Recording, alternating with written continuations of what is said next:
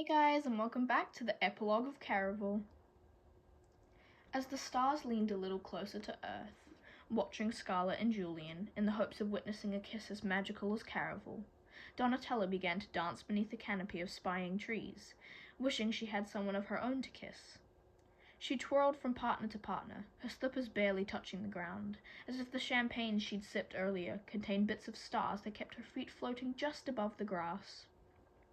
Tella imagined that in the morning she'd most likely regret having drunk so much, but she enjoyed the sensation of floating, and after everything she'd been through, she needed a night of abandon and forgetting.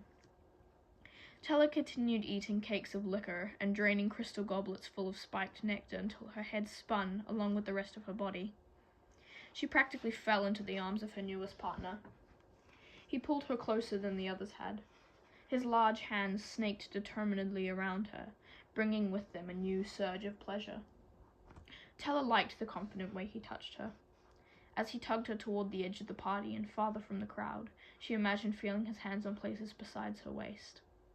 Maybe he could help her take her mind off all the things she'd been too afraid to share with her sister. Tilting her head back, Tella smiled up, but the night had grown dark and her vision was blurry. He didn't look like any of the Caraval performers she knew. When her partner leaned closer, all Tella could see was a shadowy smirk as his hands trailed down. She sucked in a breath when his fingers dug into the folds of her dress, touching her hip bones as he disappeared. It happened so rapidly, Tella stumbled back. One moment, the young man had his arms around her, drawing her close as if he might kiss her. Then he was walking away. He moved so fast it made Tella wish she'd not drunk so much. Before she made it more than 2 steps, he vanished into the crowd, leaving her cold and alone, with something rather heavy in her pocket.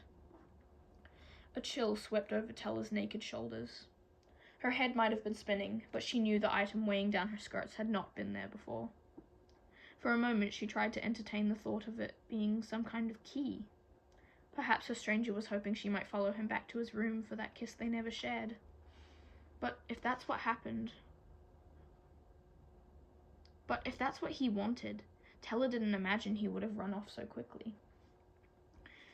"I think I need another glass of champagne," Tella mumbled the words to no one in particular as she edged away from the crowd.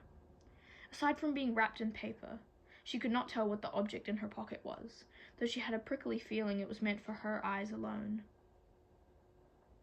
Music from the party faded as she edged toward a secluded tree, lit by hanging candles that flickered white-blue light as she reached into her pocket.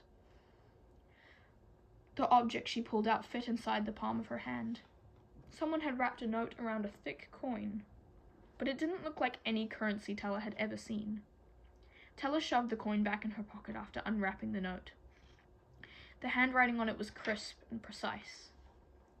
"Dearest Donatella, congratulations on escaping your father and surviving Caraval. I am pleased our plan worked, although I had no doubts you would survive the game. I'm sure your mother will be quite proud, and I believe you should be able to see her soon. But first, you must keep up your end of our bargain. I hope you haven't forgotten what you owe me in exchange for all that I've shared with you. I plan on collecting my payment very soon. Truly yours, a friend."